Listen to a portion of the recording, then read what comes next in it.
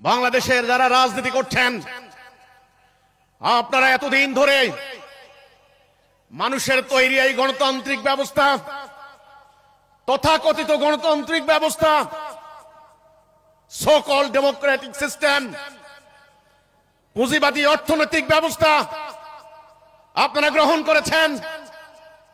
রক্ত দিয়ে মানুষের তৈরি এই ব্যবস্থা কার্যকরী করেছে।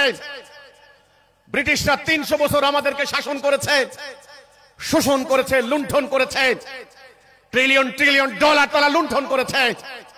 আজকে তারা উন্নত রাষ্ট্র, আমাদের রক্তের উপর দাঁড়িয়ে তারা উন্নত হয়েছে। তারা ৪৭ সালে চলে যাওয়ার পর আমাদের এখানে কামড়া কামড়ির রাজনীতি লাগিয়ে দিয়েছে। এই রাজনীতি প্র্যাকটিস আমরা করতে পারি না। এই রাজনীতির ফলাফল কি হয়েছে? যারা এই ক্ষমতায় যাচ্ছেন, ট্রিলিয়ন ট্রিলিয়ন ডলার বিদেশে পাচার করে দিচ্ছেন, স্বজনপ্রীতি করছেন। ৫ বছর ক্ষমতায় থাকার পর আপনাদেরকে আজকে গণতন্ত্রের মূলা ঝুলিয়ে দেওয়া হচ্ছে। কিছু মুখরোচক কথা, কিছু টেস্টি খাবার আপনাদের জিহ্বায় লাগিয়ে দেওয়া হচ্ছে। তারা বলেন গণতন্ত্র মানবাধিকারের কথা বলেন, ভোটাধিকারের কথা বলেন, ন্যায় বিচারের কথা বলেন, কিন্তু ৫৪ বছর আমরা কি ভোটাধিকার পেয়েছি?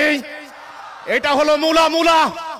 দ্য নিউ এইজের সম্পাদক জনাব নুরুল কবির গতকালকে বলেছিলেন একটা সাক্ষাৎকারে, গণতন্ত্র নামক এই বাচ্চার কোনো জন্মই হয় নাই বাংলাদেশে।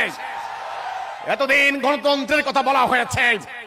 আমি বলতে চাই, নির্বাচনের দিন একদিন জনগণের মাথায় কাঁঠাল ভেঙে ৫ বছরের জন্য এই বাংলাদেশ থেকে তারা ইজারা নিয়ে নেয়। একবার ব্রিটিশ চিরস্থায়ী বন্দোবস্ত করে আমার বাংলার জমিনকে চিরস্থায়ী বন্দোবস্তের মাধ্যমে জমিদারদের কাছে সম্পত্তি ইজারা দিয়েছিল। এটার নাম চিরস্থায়ী বন্দোবস্ত।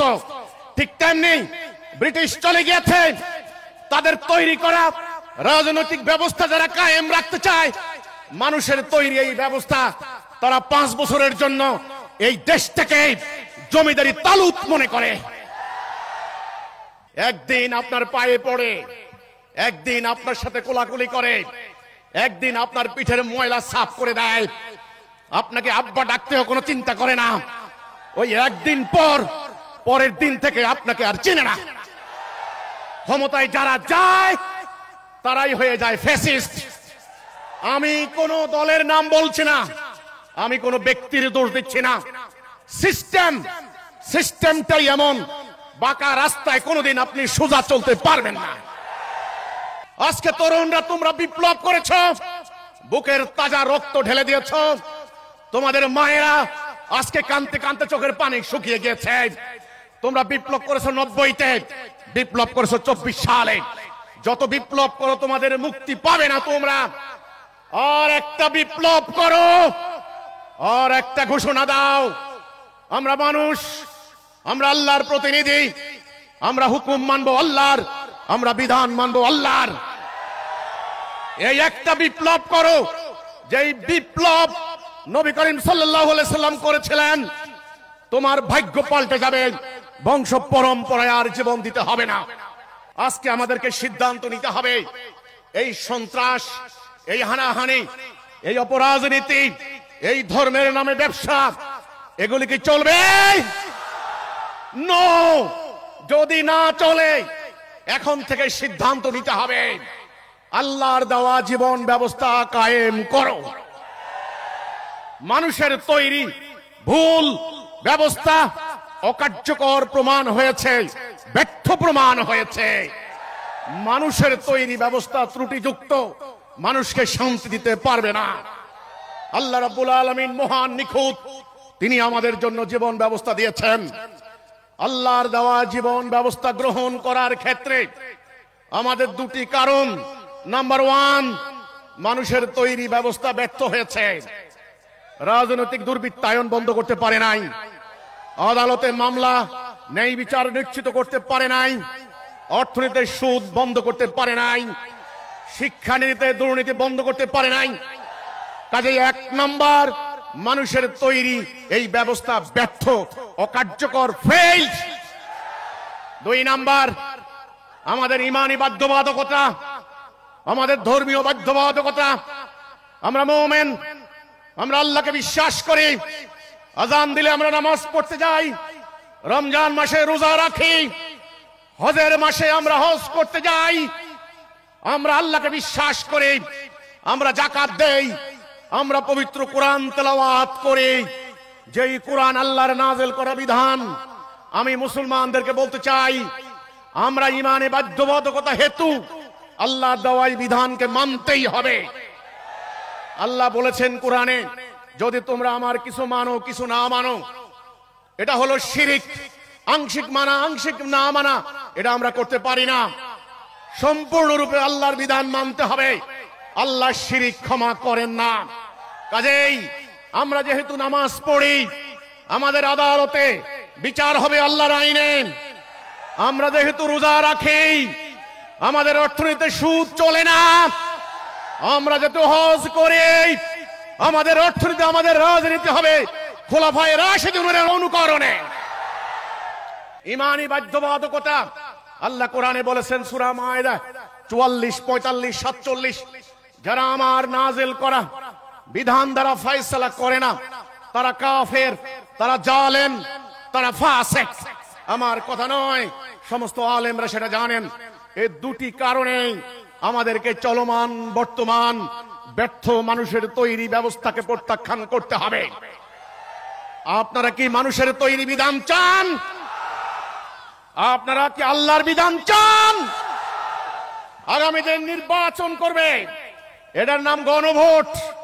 হ্যাঁ ভোট হবে অথবা না ভোট হবে। গণভোটের এজেন্ডা কি হবে? গণভোটের এজেন্ডা হবে জুলাই সনদ সংবিধানে অন্তর্ভুক্ত হবে কিনা। আমরা জুলাই সনদ, আমাদের সাধারণ জনগণ জানে না জুলাই সনদে কি আছে। পত্রিকায় যে খবরটি এসেছে আমরা সেটা পেয়েছি, দ্বিকক্ষ বিশিষ্ট পার্লামেন্ট, উচ্চ কক্ষের সিনেট 100 সদস্য হবে, তারা পিআর পদ্ধতিতে নির্বাচিত হবে।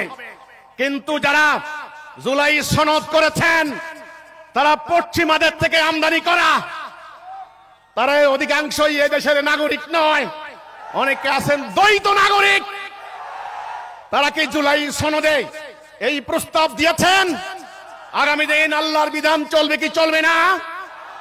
দেন নাই। কাজেই আমি আবারও বলছি, আল্লাহর বিধান বাদ দিয়ে পশ্চিমাদের তৈরি করা এই মানুষের তৈরি ব্যবস্থা যতই আপনারা সংস্কার করেন, কাটা ছেঁড়া করেন, 17 বার সংশোধন হয়েছে, এখন বলছেন চলমান সংবিধানকে বাদ দিতে হবে। এই গণভোটের কোনো ফলাফল হবে না। আমাকে তারা প্রশ্ন করেন, আপনি কি রাজনীতি করবেন না? আপনি কি নির্বাচনে আসবেন না? আমি বলেছি, আগামী দিন যদি গণভোট এই কথার উপরে হয়, আপনারা কি আল্লাহর বিধান, আল্লাহর আইন চান কি চান না? হ্যাঁ বলুন, না বলুন। তবে আমি, আমার হিজবুত তাওহীদ, আমরা 1000 বার চিন্তা করব এই গণভোটে আমরা যাব কিনা। আগামী দিনের গণভোট হওয়া দরকার। কয়জন কয় মেয়াদে পার্লামেন্টের প্রধানমন্ত্রী হবেন, সিনেটে কে থাকবে, পিআর পদ্ধতিতে ইলেকশন হবে কি হবে না, কতদিন পর সংসদের মধ্যে আইন পাস হবে অটোমেটিক্যালি, এটা নিয়ে জনগণের কোনো মাথা ব্যথা নাই। জনগণ শান্তিতে ঘুমাতে চায়। নারীরা বেজ্জুত হচ্ছে, জনগণ সংসার চালাইতে পারছে না। দ্রব্যমূল্যের দাম আকাশচুম্বী, অফিসে ঘুষ আর ঘুষ, সুদের জ্বালায় অস্থির, ব্যবসায়ীরা পুঁজি হারিয়েছেন। বাংলাদেশের প্রত্যেকটা ব্যবসায়ী আজ ডুকরে ডুকরে কান্না করছে। কাজেই পিআর পদ্ধতি নির্বাচনে দেশে শান্তি আসবে না। এদেশে শান্তি আসার গ্যারান্টি আল্লাহর কোরআনের আইন, আল্লাহর বিধান, দ্বীনুল হক। আগামী দিন গণভোট, যদি গণভোট হতে হয়, আজকে হিজবুত তাওহীদ আন্দোলন এই ময়দানে দাঁড়িয়ে আমি সরকার, রাজনৈতিক দল, মিডিয়া, আমি সবাইকে স্বনির্বন্ধ অনুরোধ করব, আমাদের আশা আকাঙ্ক্ষাকে মূল্যায়ন করুন, আমাদের চাওয়া পাওয়াকে মূল্যায়ন করুন। আমরা আল্লাহর বিধান মানতে চাই, জোর করে আমাদেরকে ব্যর্থ ব্যবস্থা মানাতে পারবেন না। আগামী দিন গণভোট হওয়া উচিত। আল্লাহর আইন চলবে কি চলবে না? আগামী দিন রাষ্ট্র পরিচালনায় কার আইন চলবে, কার বিধান চলবে, কার হুকুম চলবে? আপনারা কার বিধান চান? আমরা আল্লাহর বিধান চাই, আমরা মানুষের বিধান চাই না। আপনারা কি মানুষের বিধান চান? আপনারা কি সুদ চান? আদালতে ব্রিটিশের আইন চান? বর্তমান রাজনীতি চান? এই হাজার হাজার জনতার ভোট আপনাদের কি নজরে আসবে না? আসবে ইনশাআল্লাহ।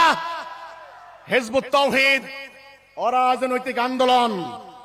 আপনারা বলেন আমরা রাজনীতি কেন করি না? কিসের রাজনীতি করব? এই খাসার ভিতরে আর ঢুকবো না। এই খাসার ভিতরে যারাই ঢুকেছে তারাই স্বৈরাচার, প্রতারক হয়েছে, মিথ্যাবাদী হয়েছে। ইলেকশন ইঞ্জিনিয়ারিং কাকে বলে শিখেছে, গুজব রটনা করা শিখেছে, মিথ্যা বলা শিখেছে। এই সিস্টেম সৎ লোককে অসৎ বানিয়েছে। আমরা এই সিস্টেম মানি না, মানুষের আইন মানি না, মানি না।